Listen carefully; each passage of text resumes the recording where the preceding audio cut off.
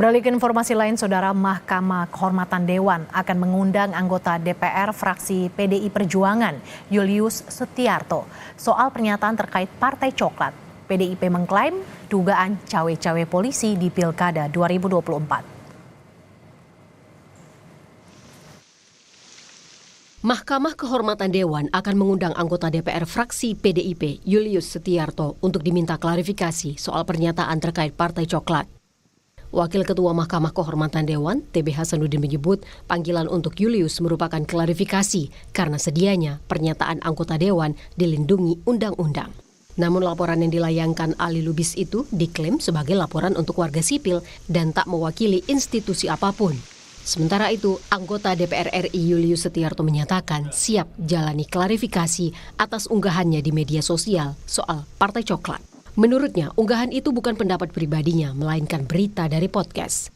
Dalam unggahannya, ia meminta klarifikasi soal isu Partai Coklat yang sedang berseliweran di masyarakat agar isunya tidak berlarut-larut.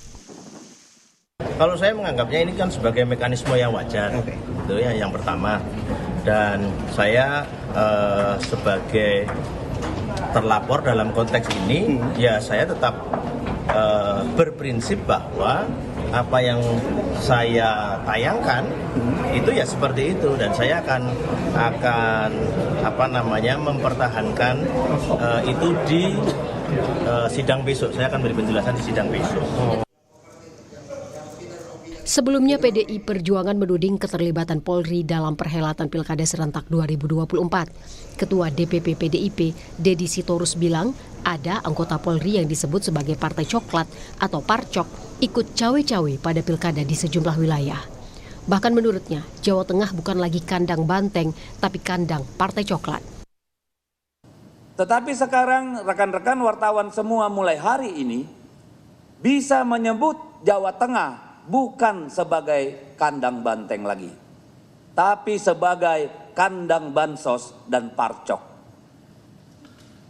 Ya, jadi jangan lagi sebut Jawa Tengah sebagai kandang banteng, tetapi sebagai kandang bansos dan parcok. Presiden ke-7 Republik Indonesia, Joko Widodo, juga dituding sebagai sosok di belakang Partai Coklat ini. Jokowi meminta agar tuduhan itu dibuktikan. Jokowi juga bilang pihaknya merasa keberatan agar melaporkan masalah itu ke Bawaslu atau membawanya ke Mahkamah Konstitusi RI. Ya, disebut Bapak yang membelakangi, Pak? Dibuktikan saja. Pak Jokowi tujuan karena kan ada dilaporkan saja ke Bawaslu, kan ada mekanismenya, atau dibawa ke MK, kan ada mekanismenya. Ya. Terkait dugaan cawe-cawe polisi di Pilkada 2024, PDIP menyebut tengah mengumpulkan bukti-bukti. Bila sudah terkumpul, bukti tersebut akan dibawa ke sidang perselisihan hasil Pilkada di Mahkamah Konstitusi. Tim Liputan Kompas TV.